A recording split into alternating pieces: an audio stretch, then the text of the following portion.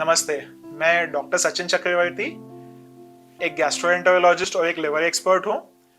आज हम बात करेंगे कुछ छोटी-छोटी चीज़ों की जिनको कि हम यूट्यूब से ही सीख सकते हैं और यूट्यूब से ही समझ सकते हैं, और कुछ घरगुती नुस्खे जिनको हम घर पे ही यूज़ करके अपने लिवर और अपने गट हेल्थ और अपने पेट को अच्छा रख सकते हैं। पाइल्स या बवासीर या हीमोराइड्स जिसको हम इंग्लिश में भी कहते हैं, कि ये बहुत ही कॉमन तकलीफ है।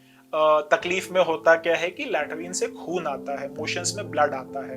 तो ये काफ़ी कॉमन बीमारी है। बहुत बार हम देखते हैं कि सर्जरीज की जाती हैं या दवाइयाँ ली जाती हैं, और या सर्जरी फेल हो गई या सर्जरी के बाद भी ब्लड आता है, दवाइयाँ ली, कुछ समय तक अच्छा हुआ, फिर वापस ब्लीडिंग होने लग गई।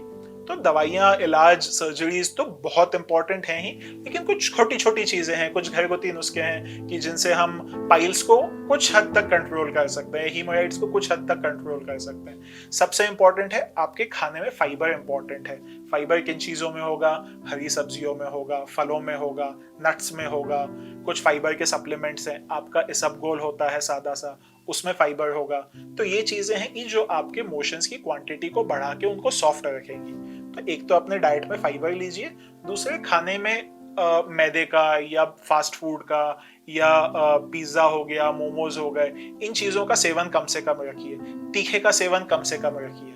और एक चीज होती है जिसको हम कहते हैं सिड्स बाथ, यानी कि एक टब में हल्का सा गुनगुना पानी लेके उसमें कुछ दवा दे सकते हैं हम, या फिर आपका डेटॉल हो गया या साबुन जैसा पानी होता है एनीमा का, उसको रख के उसमें हल्का सा हम थोड़ी देर के लिए बैठ सकते हैं। ये इलाज बहुत पुराना है, इसके वैज्ञानिक रिसर्च पेपर्स हैं, और साइंस में भी हर डॉक्टर आपको कहेगा, जिसका कि नाम है इंग्लिश में सिट्स बाथ, SITZ बाथ। तो इसको भी आप घर पे ही ले सकते हैं।